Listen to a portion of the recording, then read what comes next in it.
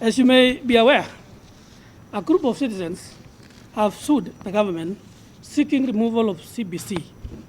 Of course, as citizens, we are always reminded that our beloved country is a robust democratic nation. We are therefore not surprised when some decisions of government are drawn to the court's attention once in a while. Our concern should only be over judicial proceedings that seek to bury our children's career dreams and hinder national progress. A Kenyan citizen who actually has the right took the government to court on the issue of competency-based curriculum. We are the representatives of over 10 million parents of this country. Yes.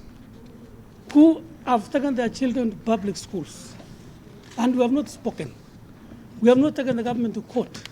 So we want to state our case to you and the media that we will join the case to state exactly our cause as parents representing public schools. We are not against anybody to take government to court. It is their right, by the following principles. One, dedicated pursuit of interest of a child. That is number one. Number two, building and protecting an education system that works. Three, school centered development. Four, a political service.